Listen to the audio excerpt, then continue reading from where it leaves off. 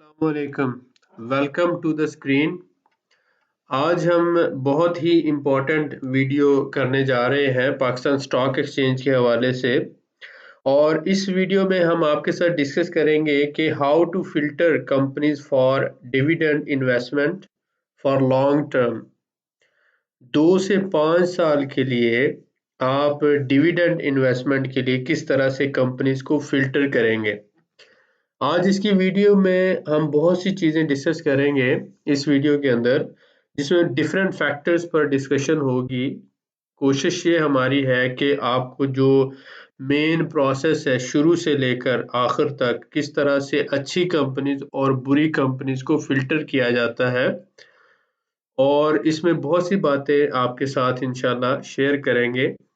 सबसे पहले तो आप ये देखें dps.psx.com.pk पर आपने जाना है। गूगल पे आप ये लिखें और लिखने के बाद आप इस साइट पर आ जाएं, जिसको डाटा पोर्टल कहते हैं पाकिस्तान स्टॉक एक्सचेंज का। जब आप इस साइट पर आ जाते हैं तो इस साइट पर आप देख रहे हैं कि मार्केट है, अनाउंसमेंट्स हैं, कंपनीज हैं, रिपोर्ट्स हैं, ये सारी चीज़ें हैं। यहाँ पर आपने सबसे पहले मार्केट में आना है। ये बाकी आप इस साइट को सारा देखिएगा, इस पे कोई एक एक दिन में 2-3 घंटे लगाएं, इसको समझने की कोशिश करें कि इस साइट के ऊपर क्या क्या है। ये बहुत यूजफुल साइट है, थोड़ी मेहनत करें, रिसर्च करें। यहाँ पर आपने मार्केट पे आना है और मार्केट पे आपने स्टॉक स्क्रीनर पे आ जाना है। जब आप यहाँ स्टॉक स्क्रीनर पर आते हैं तो आपके पास ये ऑप्शंस आ रही हैं मार्केट कैप की, यानी मार्केट कैपिटलाइजेशन, प्राइस आ रही है जिसे हम शेयर की प्राइस बोल सकते हैं, परसेंटेज चेंज है और 1 ईयर चेंज है। तो पहले 4 ऑप्शन आप देख रहे हैं, market cap, price, percentage change, 1 year change. इसके बाद पीई रेशो, ये दूसरा 5वां फैक्टर है, और डिविडेंड यील्ड जो है ये छठा, फ्लोटिंग शेयर्स कितने हैं, और 30 डे एवरेज वॉल्यूम। ये 8 किस्म के फिल्टर दिए हुए हैं। इनको आप क्या कहते हैं? 8 किस्म के फिल्टर। अगर अभी तक आपने कॉपी और पेन नहीं पकड़ा तो आप से ये गुजारिश है कि आप इसको यहाँ पे स्टॉप करें वीडियो को और कॉपी और पेन पकड़ लें, क्योंकि बहुत सी चीज़ें आपको लिखना पड़ेंगी, और अगर आप लिखेंगे तो पॉइंट्स आपके जहन में रहेंगे। मैं तो डेफिनेटली जब बैठता हूँ, थोड़ा रिसर्च करता हूँ, उसके बाद नोट्स बनाता हूँ, उसके बाद आपके लिए एक वीडियो बनाता हूँ, क्योंकि मेरी ये कोशिश होती है कि आपके लिए जो भी वीडियो बनाई जाए उसमें थोड़ा सा आपके लिए यूजफुल मटेरियल होना चाहिए, आपका टाइम वेस्ट नहीं होना चाहिए। टाइम हर बंदे का कीमती होता है और मैं इस चीज़ का एहसास करता हूँ। Market capitalisation, price, percentage change, 1 year change, और इसके बाद PE ratio, dividend yield, floating shares हैं ये, और 30 डे वॉल्यूम एवरेज। ये हमारे पास 8 फिल्टर हैं मार्केट को फिल्टर करने के लिए। आज जो सबसे अहम फैक्टर जो हमने यहाँ पे फिल्टर यूज करने हैं, एक तो पीई रेशो है, दूसरा मार्केट कैपिटलाइजेशन है, और तीसरा 1 ईयर चेंज है। ये तीनों फिल्टर हमने यूज करने हैं। आप ये लिख लें, 3 फिल्टर हम यूज कर रहे हैं। मार्केट कैपिटलाइजेशन नंबर 1, नंबर 2 पे 1 ईयर चेंज कितना है, परसेंटेज उसकी, और नंबर 3 पे हम जो यूज कर रहे हैं पीई रेशो वाला फिल्टर यूज करेंगे। तो ये 3 फिल्टर हमने यूज करने हैं आज, ये बात आप जहन में बैठा लें। अब इसमें आपने जो, जब आप डिविडेंड यील्ड वाली कंपनी सिलेक्ट कर रहे होंगे तो उसमें आपने ये देखना है कि मार्केट कैपिटलाइजेशन जो है, आप सपोज कर लें कि 5 बिलियन मिनिमम, यानी 5 बिलियन से मुराद 5 अरब है। बी छोटा सा जो लिखा हुआ है इससे मुराद बिलियन है, यानी 5 अरब कैपिटलाइजेशन वाली जो कंपनी है, हमने मिनिमम 5 अरब वाली यहाँ पे फिल्टर लगाया। अब 1 ईयर चेंज के अंदर आपने जो फिल्टर लगाना है, ये मैं आपको फिल्टर लगाने का तरीका बता रहा हूँ, ये आपकी अपनी आगे रिसर्च होती है। 1 ईयर चेंज में आप सपोज कर रहे हैं पॉजिटिव 10 तक का जो है, या पॉजिटिव 10 या 11 तक का आप लगा लें। चलिए 11 कर लेते हैं कि पॉजिटिव 11 मिनिमम एक साल के अंदर ग्रोथ रेट उसका हुआ हो। इसके बाद जो है आप ये देख लें पीई रेशो इसकी क्या हो सकती है। तो अभी तो हम ये देखते हैं इस कैपिटलाइजेशन के अंदर, और फ्लोटिंग शेयर ये हो गया। डिविडेंड यील्ड का जो चौथा फिल्टर है, ये आपने डिविडेंड यील्ड का भी लगाना है। पीई रेशो अभी जो है वो कंसिडर नहीं करते, आप डिविडेंड यील्ड जो है इसको कंसिडर करें। मार्केट कैपिटलाइजेशन, 1 ईयर चेंज और डिविडेंड यील्ड। अब इसमें आप देखें डिविडेंड यील्ड जब आपने लेनी है तो ये आप कम से कम 10% पे इसको सेट करें। ठीक हो गया, कम से कम कितने पे? 10% पे। ये आपने 10% पे सेट किया। अब आप यहाँ पर देखें कि आपके पास कितनी कंपनीज आ गई हैं। माशाल्लाह, एक छोटा सा फिल्टर आपने लगाया, आपके पास टोटल 641 रजिस्टर्ड कंपनीज हैं, जिनमें 550 कंपनी में से आप ये देख लें 8 कंपनीज फिल्टर हो गई हैं। कितनी कंपनीज हैं? 8। अब ये 8 कंपनीज हैं जो आपके सामने आई हैं। अब इनमें से फिर आपने आगे फिल्टर करनी है 2 या 3 कंपनीज जिसके शेयर आप खरीद के लॉन्ग टर्म रखेंगे, 4 कर सकते हैं, तो वो आपको फायदा देंगे। अब फायदा कैसे देंगे? अब यहाँ पर आपको ये काम इतना आसान लगा होगा, लेकिन मैं हमेशा कहता होता हूँ कि मुझे इतना आसान काम करने के लिए 2 सेकंड में या 5 सेकंड में ये काम करने के लिए मुझे 5 या 10 साल लगे इस चीज को समझने के लिए। आपको तो इतनी आसानी से ये मिल रहा है। ये फार्मूला होता है, ये चीजें होती हैं जिनको अप्लाई किया जाता है। वेबसाइट भी आपके पास थी, सारी चीजें आपके पास थी, लेकिन आप यूज कैसे करें? जैसे एक मेडिकल स्टोर के अंदर हर तरह की दवाई होती है, लेकिन जब तक डॉक्टर आपको नहीं बताएगा कौन सी मेडिसिन यूज करनी है, तब तक अगर आप कोई गलत मेडिसिन यूज करेंगे तो उसका उल्टा नुकसान हो सकता है। मैंने आपको ये कहा था कि आपने कॉपी पेन अपने पास रखना है। कॉपी पेन में मैंने आपको कहा था कि आपने सबसे पहले 3 जो फिल्टर हैं वो लिखने हैं। तो एक तो आप इसमें लिख लें मार्केट कैपिटलाइजेशन। मार्केट कैपिटलाइजेशन कितनी होनी चाहिए? 5 बिलियन या उससे ज्यादा। ठीक है। दूसरा आपने 1 ईयर चेंज जो पॉजिटिव 11 का होना चाहिए, या 10 से ज्यादा का होना चाहिए। ठीक है। तीसरा डिविडेंड यील्ड 10 या 10 से ज्यादा की होनी चाहिए। अब मैंने क्या कहा कि हमें कम से कम एक साल के अंदर 20% तो मुनाफा चाहिए ना, कम से कम। इसलिए हमने उसका फिल्टर ये लगाया कि हमें ऐसी कंपनीज जो कम से कम एक साल में 20% या इससे ज्यादा दे रही है वही चाहिए। अब आप देखें आप अब जो मेन मकसद था कॉपी पेन का, आपने अपने पास ये लिखनी है, सिंबल इसकी लिखनी है, ताकि इसको हम आगे फर्दर 1 to 1 जो है इसके एनालाइज कर सके। EFERT, ये जो है हमारे पास कंपनी है एंग्रो फर्टिलाइजर लिमिटेड। इसको आपने लिखना है अलग से पेज पर। और इसके बाद दूसरी कंपनी है कैपको, ठीक है, कोट अद्दू पावर कंपनी। और तीसरी कंपनी है EPCL Engro polymer chemical limited. और इसके बाद हमारे पास चौथी कंपनी है डॉलमन सिटी रियल एस्टेट। पांचवी कंपनी है तारिक ग्लास इंडस्ट्रीज। ठीक हो गया। छठी कंपनी है लाल पीर पावर लिमिटेड। और इसके बाद हमारे पास सैफ पावर लिमिटेड है, और FZCM है, फजल क्लोथ मिल्स।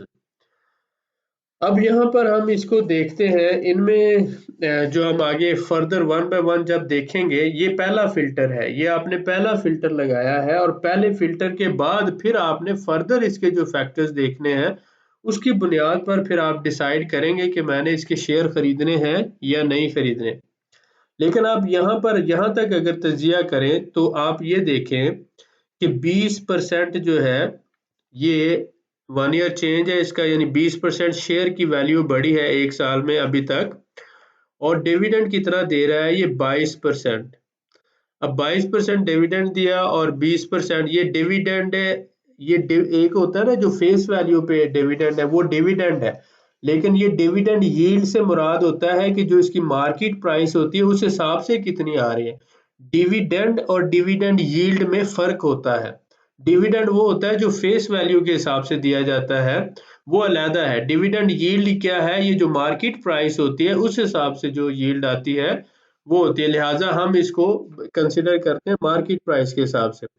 तो 20% तो ये हो गया और 22 ये, तो मिलाकर कितना हो गया 44%। अगर ये 20 को और इस 22 को मिलाएं तो 42% जो है इसका ये प्रॉफिट हो गया 1 साल के अंदर। अगर आप देखें इसके डिविडेंड्स को मिला लें और इसके जो शेयर की ग्रोथ है इसको मिला लें तो 42% बनता है। इसी तरह से 24 ये है और 17% ये है। तो ये फिल्टर लगाने से हमने मकसद क्या था कि एक तो ये परसेंटेज जो है यानी कि शेयर की वैल्यू में ग्रोथ हो, और दूसरा वो हमें यील्ड भी दे रहा हो, परसेंटेज डिविडेंड यील्ड भी दे रहा हो, डिविडेंड भी दे रहा हो। तो अब हमने दोनों को जमा करना है, 17 को और 24 को। तो ये हमारा टोटल कितना हो जाएगा, आप 23 और 17 कर ले, 40% तकरीबन ये भी बनता है, 41 बनता है। इसी तरह से ये भी आज 17 कर ले, 23 कर ले, ये भी 40% बनता है। ये 13 और 11 कर ले तो ये भी 24%, 25% के करीब ये बन जाएगा। इसी तरह 23 और 11 को जब आप करेंगे तो ये भी 33%, और 24 और 12 को जब आप करेंगे तो इसी तरह से ऐड करते जाए तो आप देखेंगे 20 और 26 को करें तो 46, तो ये 47% ये बनता है। 90 और 11 को करें तो 100% ये बनता है। अब ये जो जितनी भी कंपनीज हैं इनमें से कोई भी कंपनी आपको 30% से कम या 25% से कम मुनाफा नहीं दे रही। अब आगे क्या करना होता है आपने, एक तो ये है कि ये कंपनी से बड़े कैपिटल वाली हैं, 5 अरब रुपए से ज्यादा की कंपनीज हैं। जो बड़ी कंपनीज होती हैं उनमें लो रिस्क होता है, हाई प्रोबेबिलिटी होती है, मुनाफे के ज्यादा चांसेस होते हैं, और वो हर हाल में आपका पैसा ऐसी कंपनीज में डूबता नहीं है। इसलिए हमने 5 अरब या 5 अरब से ज्यादा बड़ी कंपनीज ली। ठीक हो गया।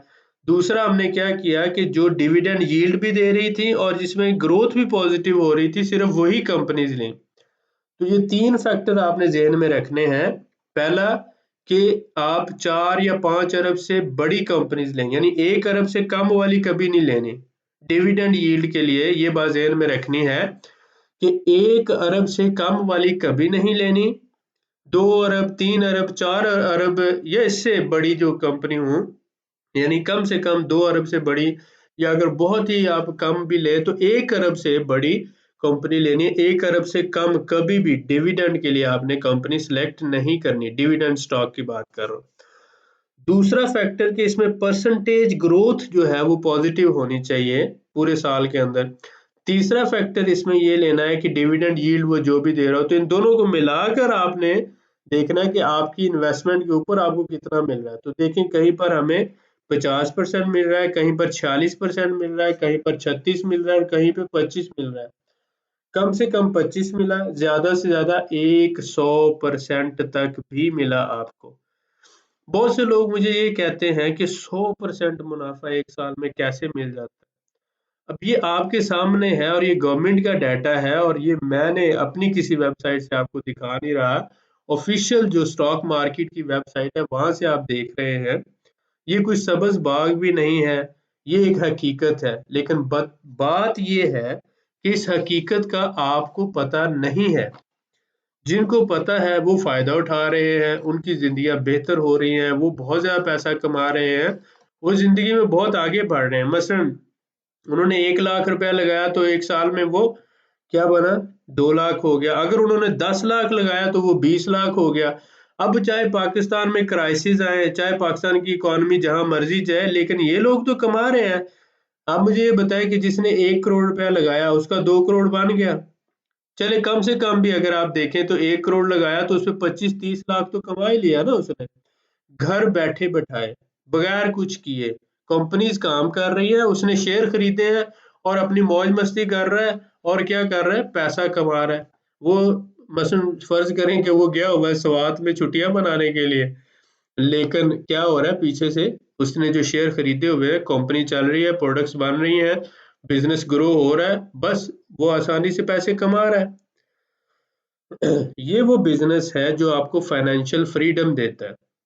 ये एक हकीकत है और यही मैं आपको सिखाना चाह रहा हूँ और यही मैं आपको बताना चाह रहा हूँ कि अगर आपने अपनी और अपनी नस्लों को बदलना है, अपने फ्यूचर और अपनी नस्लों के फ्यूचर को बदलना है, तो आपको इसको सीरियस होकर सीखना पड़ेगा, समझना पड़ेगा और एक एक फैक्टर पे कंसिडर करना पड़ेगा। अब आपने ये सारी कंपनीज के सिंबल्स लिख लेने हैं और इसके बाद फिर आपने इसके चार्ट्स पे जाना है।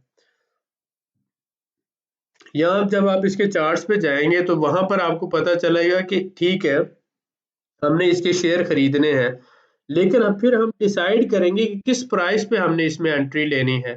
ठीक है, ये भी हमने डिसाइड करना है, ये नहीं कि अभी जाके फौरी तौर पे इसके शेयर खरीदना शुरू कर दें, ऐसा नहीं है।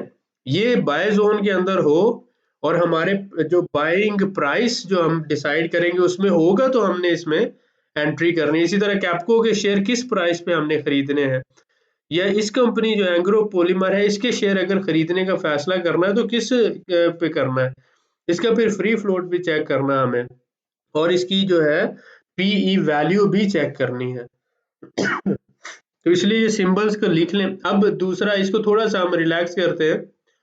यहाँ पर हम क्या करते हैं कि ये 5 बिलियन की बजाय अगर हम इसको थोड़ा सा कम कर लें, मसलन चले मैं इसको करता हूँ 3 बिलियन तक ले आते हैं, ये चले 1.57 बिलियन तक अगर सपोज कर लें, हम यहाँ तक ले आते हैं तो कितनी कंपनीज हैं हमारे पास। अब हमारे पास क्या हुई है, तकरीबन 12 कंपनीज हो गई हैं। तो आप ऐसा कर लें कि ठीक है, अब इसमें जो कम से कम आप देख रहे हैं, ये 100 अरब रुपए की है, ये 27 अरब की, ये 50 अरब की, ये 27, ये 14, 6, 6, 2, 3 और 1, ये भी तकरीबन 2 अरब के करीब है। यानी कम से कम भी जो कंपनी है वो 2 अरब रुपए वाली कंपनी है। अब इसमें आप देख रहे हैं हर एक का परसेंटेज चेंज आपके सामने ये आ रहा है। और यहाँ पर अगर आप इस कंपनी को देख रहे हैं, प्रीमियम टेक्सटाइल मिल्स, इसने क्या किया है, 178% प्लस 12, यानी तकरीबन ये ले गई है 200% तक का मुनाफा। अब जो लोग मुझे ये कहते हैं कि 200% मुनाफा आ नहीं सकता, और बहुत से लोग ये कह रहे हैं पिछले 1 साल से मार्केट बार बार क्रैश हो रही है, तो मेरे प्यारे भाई ये इसी मार्केट के अंदर से ही है ना ये कंपनी। बात तो सिर्फ ये है कि हमने ये जो 640 या 550 कंपनीज इस वक्त एक्टिव हैं, उनमें से हमने कंपनी ढूंढनी है कि हमने इन्वेस्टमेंट किस में करनी है। और इसके बाद वाली वीडियो में वो हम दूसरी बात करेंगे कि बाइंग के हवाले से, लेकिन ये डिविडेंड स्टॉक्स की बात कर रहे हैं, लिहाजा मैं आपको ये साबित करना चाह रहा हूँ इस वीडियो में कि डिविडेंड स्टॉक्स कैसे खरीदे जाते हैं, उसमें किन किन चीजों को मद्देनजर रखा जाता है, उनको फिल्टर कैसे किया जाता है, और फिर घर बैठकर सालाना उससे कैसे पैसा कमाया जाता है। यही सबसे बड़ी जो यहाँ पर बात है जो समझने वाली। सबसे बड़ा फैक्टर आपने मार्केट कैपिटलाइजेशन, मैंने बार बार कहा है कि इसको 1 अरब से कम कभी नहीं होना चाहिए, एक पॉइंट। दूसरा कि उसका परसेंटेज चेंज पॉजिटिव में होना चाहिए डिविडेंड के लिए। तीसरा, डिविडेंड यील्ड जो है 10% से ज्यादा होनी चाहिए कम से कम। तो इससे क्या होगा, डिविडेंड यील्ड और ये परसेंटेज ग्रोथ दोनों मिलकर आपको इन्वेस्टमेंट में फायदा देंगे। 24 ये है तो 12 ये होगा, 21 ये है तो 14 ये हो गया, 75 ये है तो 10 ये हो गया, फिर इसी तरह से 90 ये है तो 11 ये हो गया, 178 ये है तो 12% ये हो गया। तो इस तरह से ये दोनों मिलेंगे और मिलकर आपकी इन्वेस्टमेंट के ऊपर आपको मुनाफा या प्रॉफिट मिलेगा। अब आपने क्या करना है कि ये 12 के 12 जो भी कंपनीज हैं इनके ये जो सिंबल्स आपने लिख लेने हैं, और उसके बाद जो है आप एक एक को यहाँ पे चेक करेंगे। चलिए हम शुरू करते हैं, एंग्रो फर्टिलाइजर से शुरू करते हैं। तो इसमें देखते हैं जी, हमने अगर इसके शेयर खरीदने का इरादा किया है तो क्या हमें अभी फौरी खरीद लेने चाहिए या हमें इसका एक बाइंग प्राइस जोन बनाना चाहिए जहां पे खरीदने हैं।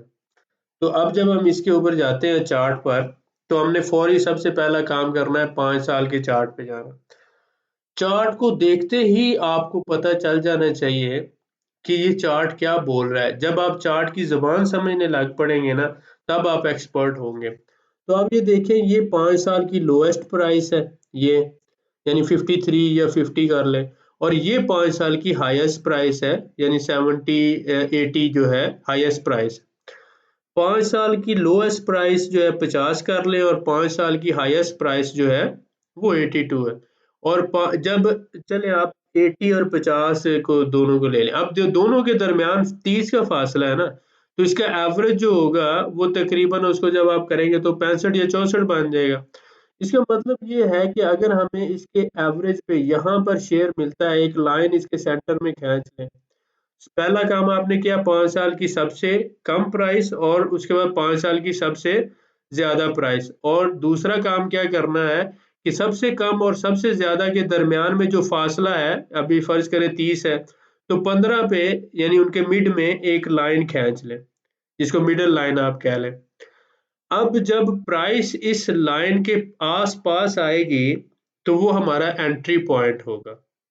जब भी प्राइस इस लाइन के पास पास आए, नियर आए, करीब आए, तो वो हमारा एंट्री पॉइंट। मसलन हम क्या करते हैं कि इसकी जो प्राइस सेट कर लेते हैं कि बाय जोन हमारा क्या होगा, इसका 65 से 70 या 60 से 70 आप कर लें, 65 से 70 कर लें तो वो बेहतरीन है।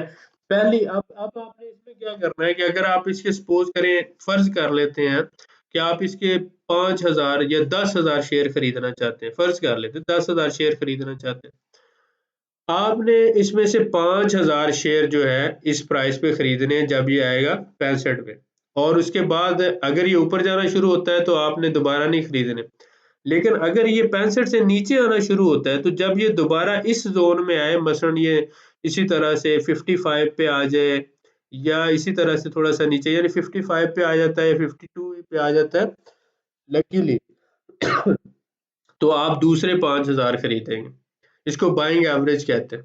तो इसका अभी जो है, अभी की बात ये है कि अभी इस वक्त जो है ये हाईएस्ट प्राइस के करीब है, मसलन 80 के पास है 75, तो इसलिए अभी तो ये बाय जोन के अंदर है ही नहीं। कंपनी हमने फाइनल कर ली, हमने कहा कि एंग्रो फर्टिलाइजर बहुत अच्छी कंपनी है, हमने इसमें इन्वेस्टमेंट करनी है। लेकिन जब भी हमें इसमें एंट्री मिलेगी, हम एंट्री तब लेंगे क्योंकि अभी ये अपने हाईएस्ट प्राइस लेवल पर है, और हम इंतजार करेंगे कि अगर ये नीचे कम होकर 70 पे आता है या 65 पे आता है, तो तब हम इसमें एंट्री करेंगे। तो इसको बोलते हैं एंट्री स्ट्रेटजी। अब आपने पहला काम तो ये किया कि आपने कंपनी सिलेक्ट कर ली। दूसरा काम आपने ये किया, उसके सामने आपने प्राइस लिख दी 65 से 70, और उसके सामने लिख दिया एंट्री 1, और आपने लिखा मेरा टारगेट है 10,000 शेयर, एंट्री 1 पे मैंने 5,000 खरीदने हैं, और एंट्री 2 के लिए 5,000 मैं जब ये 50 या 55 के दरमियान आएगा तब खरीदूंगा।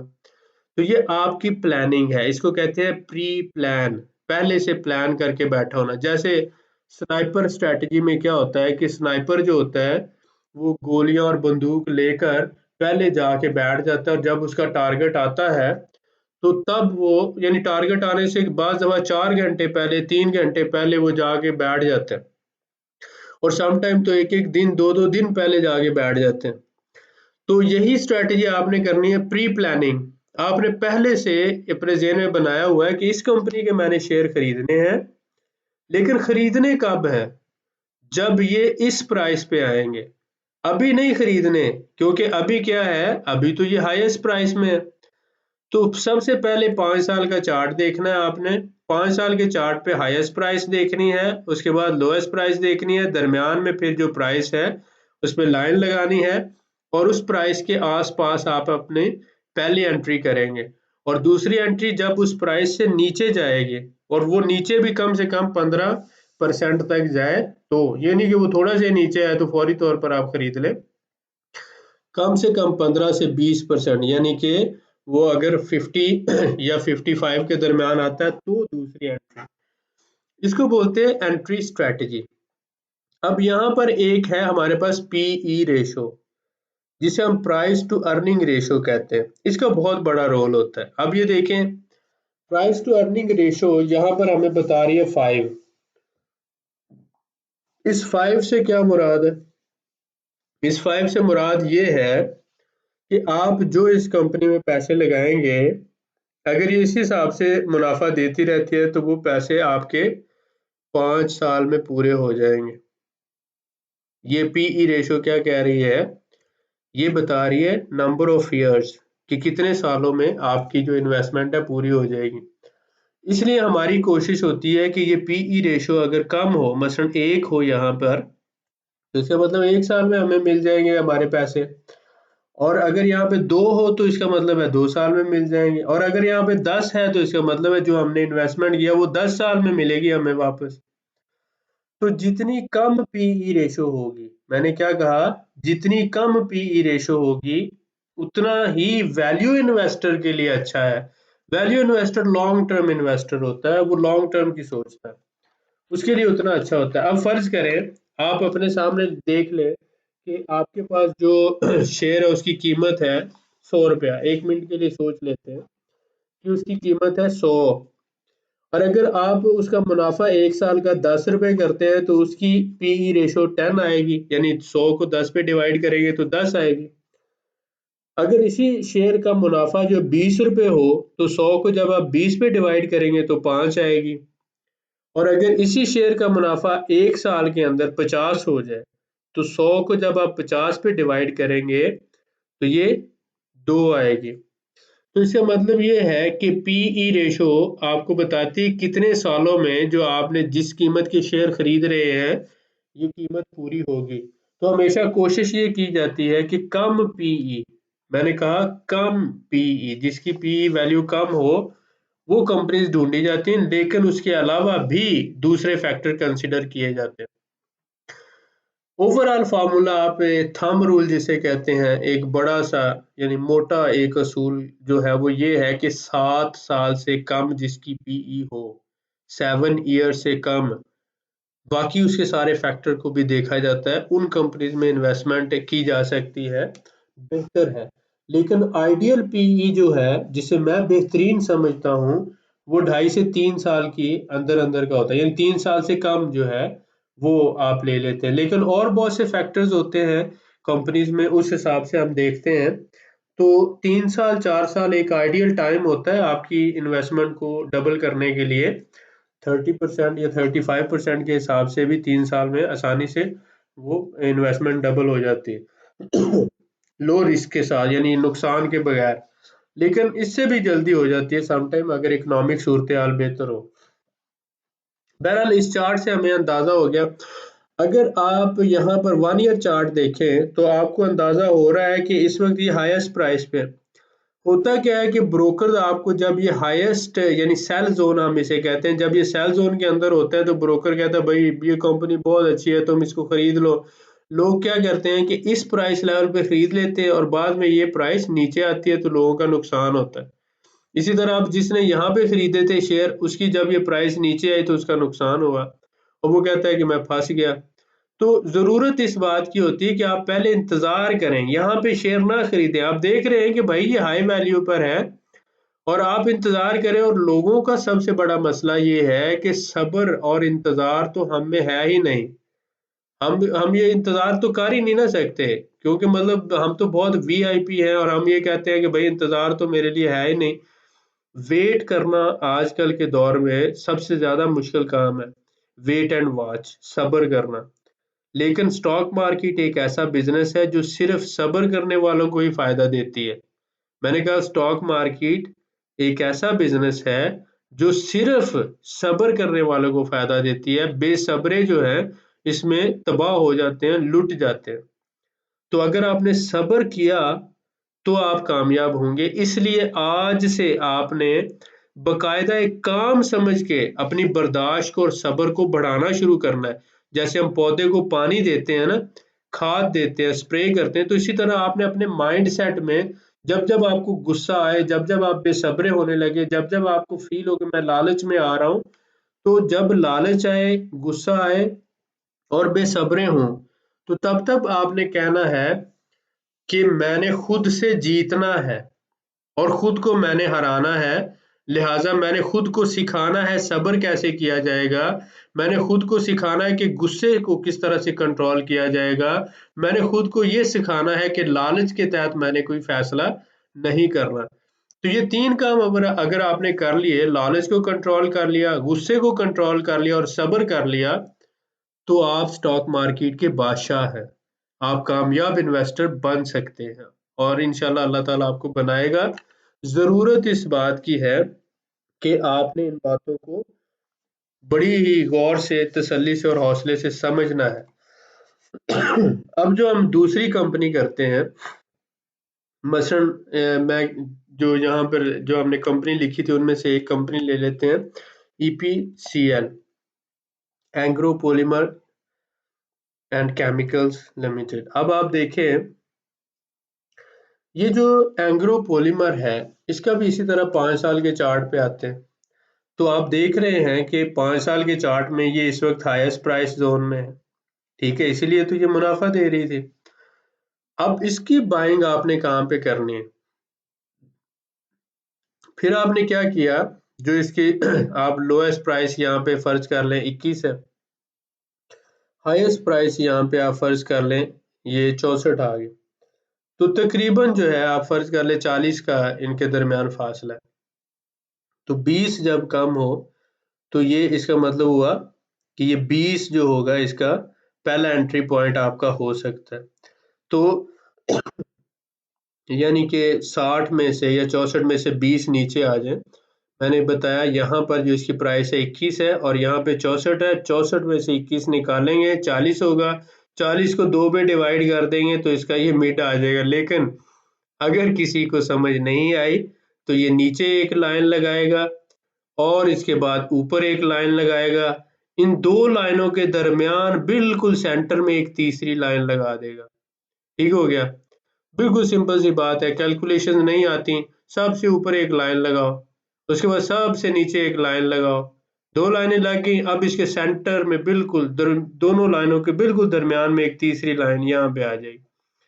तो ये जो तीसरी लाइन है इसके ऊपर या नीचे यानी इसके आसपास, इसके नियर बाय, इसके करीब तरीन जब भी प्राइस आएगी, मसलन यहाँ पे आए, तो तब आपने इस जोन के अंदर अंदर उसको बाय जोन कहना और उसमें एंट्री 1 करनी। फॉर एग्जांपल ये हम कहते हैं 35 से 40 के दरमियान इसका पहली एंट्री का जोन होगा। इस पॉइंट पे नहीं खरीदना, 55 पे नहीं खरीदना। कंपनी ये अच्छी है लेकिन इस प्राइस पे मिलेगी तो लूंगा, यही बात है, यही सब्र है, यही इंतजार है। ठीक हो गया? अगर कमाई करनी है तो ऐसे होगा। अब इसके बाद जो हम लेना चाह रहे हैं, TGL को ले लेते हैं, तारक ग्लास को, उसको ऑब्जर्व कर ले। अब अच्छा इसकी पीई को भी चेक कर ले, इसकी पीई क्या है?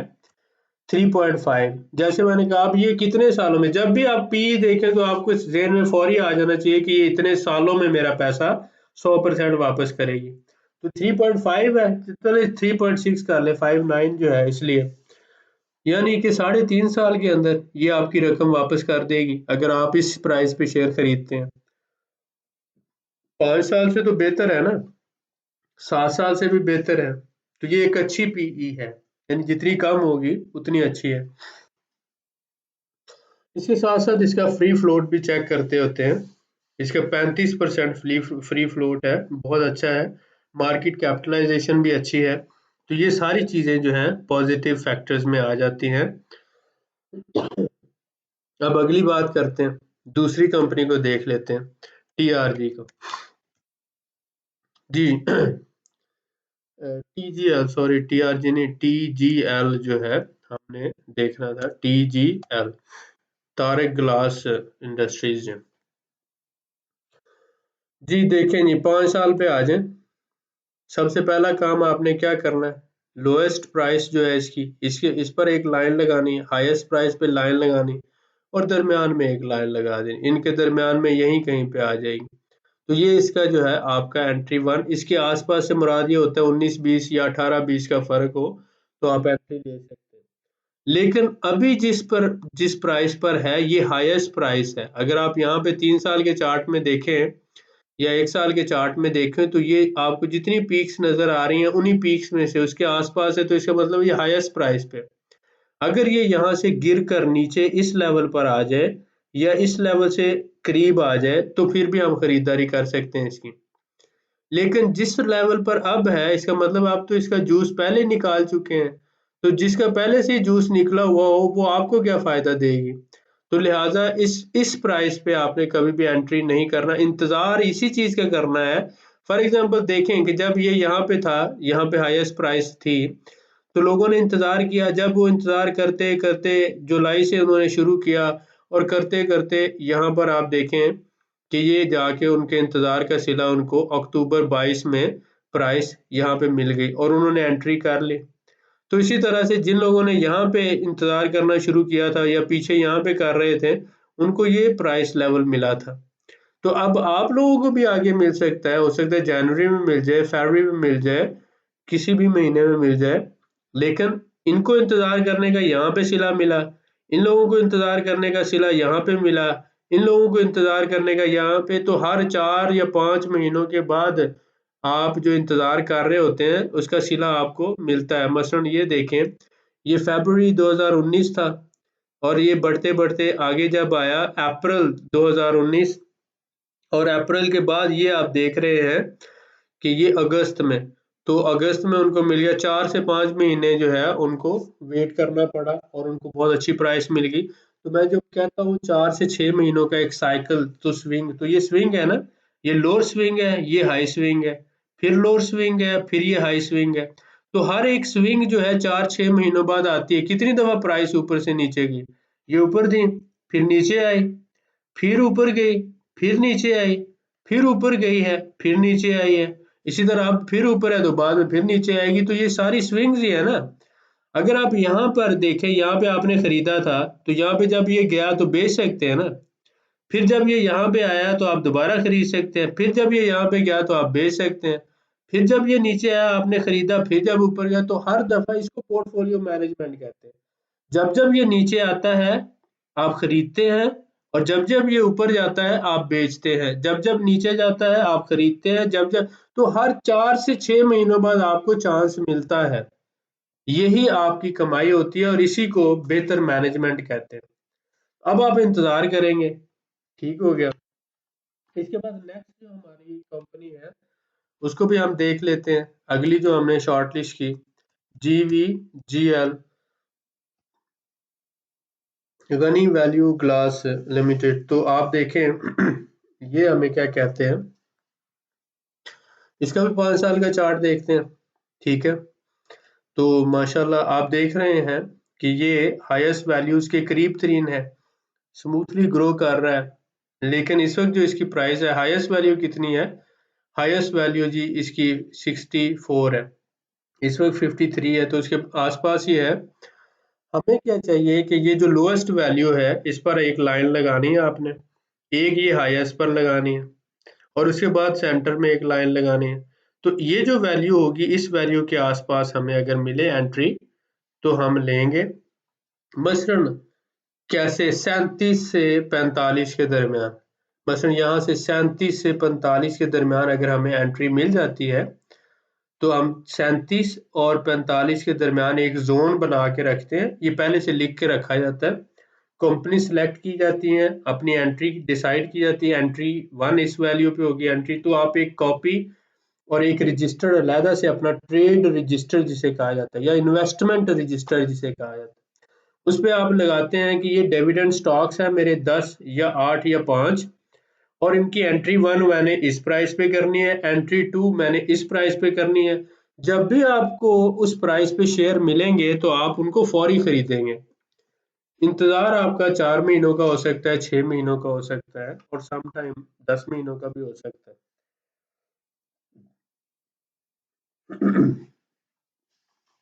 इसकी पी रेशो आपने देखी 4.7 है, 5 से नीचे है, बहुत अच्छी बात है।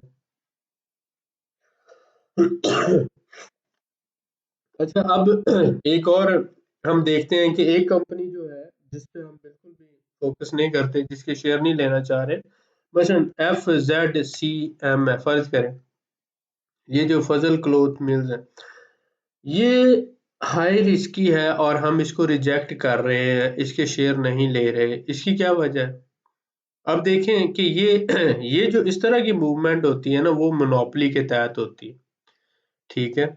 इसलिए हम ये कहते हैं, मसलन इसका वॉल्यूम भी बहुत कम है और इसके जो शेयर हैं एकदम से इतना चढ़े हैं, इनमें स्मूथ जो है वो वैल्यू नहीं बढ़ी, तो इसको हम इसलिए रिजेक्ट कर देते हैं। ये क्या होता है, ये नेचुरल प्राइस इंक्रीज नहीं होता जब फौरी तौर पे इस तरह से। तो आप देखिए, जब पहाड़ होता है तो उसकी जो चढ़ाई होती है वो इस तरह से, जितनी आहिस्ता आहिस्ता वो बढ़े उतना वो बेहतर होता है, वो नेचुरल एक कंसिडर होता है। ये नेचुरल पैटर्न के तहत नहीं है, ये आर्टिफिशियल पैटर्न होता है। तो किसी भी कंपनी में जब इस तरह के पैटर्न्स आए तो उस कंपनी को इग्नोर करना है आपने, क्योंकि इसका मतलब ये है कि उसमें बिग प्लेयर अपनी गेमें खेल रहे हैं। उसमें क्या हो रहा है, बिग प्लेयर अपनी गेमें खेल रहे हैं, इसलिए हम इस कंपनी को निग्लेक्ट करेंगे। अब ये क्या है कि यहाँ पे ये लोगों को फंसाएगी और इसके बाद ये जितनी तेजी से ऊपर गई है ये उतनी ही तेजी से ये वापस, क्योंकि असल तो वैल्यू इसकी ये है ना, मसलन 135 का होना चाहिए शेयर या 140 का, तो ये तो आर्टिफिशियली इधर चढ़ाया हुआ है ना 276 का। अब यहाँ पे जो शेयर ले लेगा 265 का या 76 का, तो जब ये शेयर गिरेगा वापस यहाँ पे आ जाएगा 135 का, मसलन उसने 10 लाख के शेयर खरीदे थे, तो उसका डेफिनेटली 5 लाख का नुकसान हो जाएगा। फिर वो सारी जिंदगी स्टॉक मार्केट को गालियां देता फिरेगा। उसको पता होना चाहिए इन पैटर्न्स का, उसको पता होना चाहिए ये जो मूवमेंट है ये नेचुरल मूवमेंट नहीं है, ये आर्टिफिशियल मूवमेंट है, और मुझे बाइंग कहाँ पे करनी है। अब अगर मसलन आपको बाइंग करना हो तो आप ये देखें, आप जो हमारा पैटर्न है अगर आप उसे ही फॉलो कर लें कि आप नीचे एक लाइन लगा दें, ये आप एक ऊपर लाइन लगा दें और इसके सेंटर में एक लाइन लगा दें, तो फिर भी कम से कम भी अगर आपने बाइंग करना हो तो 185, ये इधर 185 वगैरह में आप करेंगे 250 पे तो नहीं करेंगे। तो इसलिए ये होता है कि किसी न किसी पैटर्न को समझकर, देखकर और पूरी रिसर्च करने के बाद आपने इन्वेस्टमेंट करना होती है। ठीक है, इसकी पीई वैल्यू आप देख रहे हैं बहुत अच्छी है, लेकिन इसमें ये जो फैक्टर्स हैं, इसने जो मुनाफा देना था दे चुकी है। 90% इसमें मसलन आप ये देखें, इसका जूस निकाला जा चुका है, और जब किसी चीज का जूस निकाला जा चुका हो उसके ऊपर इन्वेस्टमेंट करना वो फजूल होता है। यानी अगर आप यहाँ पे इन्वेस्टमेंट करते इस प्राइस लेवल पे और फिर ये ऊपर जाती, तो तब आपको फायदा होना था। ये सारा वक्त था इन्वेस्टमेंट करने का। अब ये जो है, ये 2020 से 2021 तक फिर ये शेयर, देखिए पूरा साल ये शेयर इसी वैल्यू में रहे, तब किसी ने इन्वेस्टमेंट नहीं की, और अब ये जब ऊपर चले जाए तो कोई खरीद ले, तो ये बेवकूफ़ी होगी। इन्वेस्टमेंट का टाइम यहाँ तक था इस प्राइस रेंज के अंदर, लिहाजा ऐसी कंपनीज को निग्लेक्ट किया जाना चाहिए। जिसका भी चार्ट ऐसा हो उसको आप देखते साथ ही उसमें कभी भी आपने इन्वेस्टमेंट नहीं करनी, ये मेरा मशवरा है। ठीक हो गया, तो ये मैं आपको बताना चाह रहा था कि ऐसी कंपनी जो हो उनको रिजेक्ट करना है। अब एक और इसी तरह की कंपनी देख लेते हैं, इसको क्यों आपने रिजेक्ट करना है। मसलन ये आगे प्रीमियम टेक्सटाइल, इसको जब हम देखते हैं 605 का शेयर है इसका, आपको समझ आ रही है। मसलन ये क्या चार्ट है, ये देखिए, ये सारा इन्वेस्टमेंट का टाइम था, यहाँ पे खरीदा होता तो बहुत अच्छी बात है। अब ये क्या है कि ये अपनी पीक पे है इस वक्त। अगर आप यहाँ पे लोअर एक लाइन लगाएं और एक हायर और दरमियान में लगाएं, तो अगर आप खरीदारी भी करना चाहें तो ये इस प्राइस जोन में जब आए तो आप करेंगे। लेकिन अगर इस वक्त कोई इसमें एंट्री कर लेता है तो वो उसकी जिंदगी की सबसे बड़ी गलती साबित हो सकती है। तो जब भी आपको ऐसा चार्ट नजर आए, उससे डरना है आपने और उसे अवॉइड करना है और सब्र करना, और किसी के दोस्त के या ब्रोकर के कहने पर कभी भी ऐसी कंपनी में इन्वेस्टमेंट नहीं करनी। अगर ये शेयर आपको यहाँ पे मिले या यहाँ पे मिले तो आप खरीद सकते हैं, यहाँ पे बिल्कुल भी नहीं खरीदना।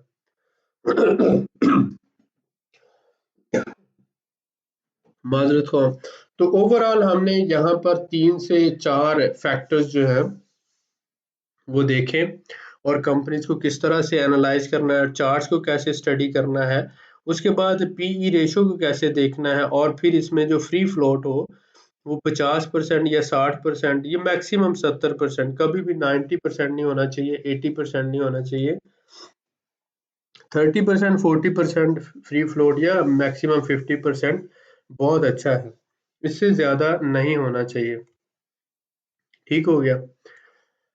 अब आते हैं जैसे मैंने आपको बताया था, ये यहाँ पे ये वीडियो खत्म हो गई है।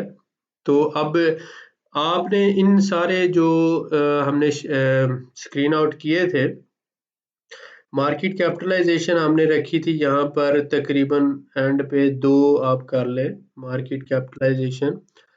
तो 12 कंपनीज हमने सिलेक्ट की थी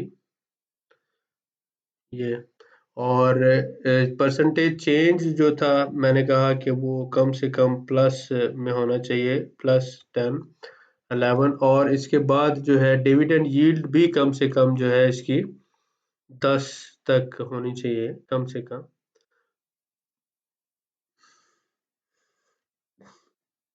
ठीक हो गया। कितनी कंपनीज यहाँ पे आ गई? 12 कंपनी। अब इन 12 कंपनीज में से आपने आगे फर्दर चूज करनी है, इनको आपने लिखना है। मार्केट कैपिटलाइजेशन इनकी 2 अरब या इससे ज्यादा होनी चाहिए, परसेंटेज यील्ड जो है पॉजिटिव में होनी चाहिए, डिविडेंड यील्ड भी पॉजिटिव में होनी चाहिए। फिर आप इनके चार्ट्स को देखेंगे और इनके एंट्री पॉइंट्स को फाइनल करेंगे, और फिर कम से कम 2 एंट्रीज इसमें डिसाइड करनी है।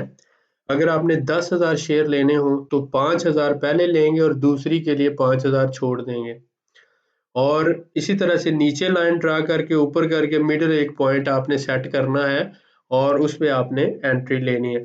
आहिस्ता आहिस्ता और बहुत सी बातों की आपको समझ आएगी, लेकिन पहले यहाँ पे जो मैं समझाना चाह रहा था आपको कि ऐसी कंपनीज जो बड़ी कंपनीज होती हैं इनमें नुकसान नहीं होता अगर आप राइट टाइम पे सही तरीके से एंट्री करें। दूसरी बात कि 200% तक मुनाफा तो बड़ी आसानी से मिल सकता है अगर आप सही कंपनी में इन्वेस्टमेंट करें। सीखने की बात है, समझने की बात है। इंशाल्लाह ताला अल्लाह ने चाहा तो जो मुझे पता है मैं आपके साथ शेयर करूंगा। अभी तो हमें बहुत कुछ सीखना है और दिस इज अ बिगिनिंग। अगर अभी तक आपने हमारा ग्रुप ज्वाइन नहीं किया तो आप आर्म PSX ग्रुप ज्वाइन कर सकते हैं, जहाँ पे हम PDF लेक्चर भी शेयर करते हैं, वीडियोस भी शेयर करते हैं, और उसके साथ साथ डिस्कशंस भी होती हैं। और उम्मीद है कि आप लोगों को हमारे लेक्चर से फ़ायदा हो रहा होगा, जो हमारे मेंबर्स हैं उनको भी समझने में आसानी हो रही होगी, और इंशाल्लाह ताला कोशिश मेरी यही है कि आपके लिए सिंप्लीफाइड करके चीज़ों को आपके सामने पेश किया जाए ताकि आप उससे ज़्यादा से ज़्यादा फ़ायदा उठा सकें। दुआ में याद रखें, मिलते हैं नेक्स्ट वीडियो में। अगर आपको पसंद आई हो तो इसे आगे शेयर कर दें, नीचे कमेंट लिख दिया करें, जिससे ये होता है कि वीडियो ज़्यादा लोगों तक पहुंचती है। आपका टाइम तो ज़रूर लगता है, लेकिन वैल्यूएबल जो इंफॉर्मेशन हो वो बाकी लोगों तक भी पहुंचनी चाहिए ताकि हम इससे जो अच्छा काम कर रहे हैं ज़्यादा लोगों को इससे फ़ायदा हो सके। बहुत शुक्रिया।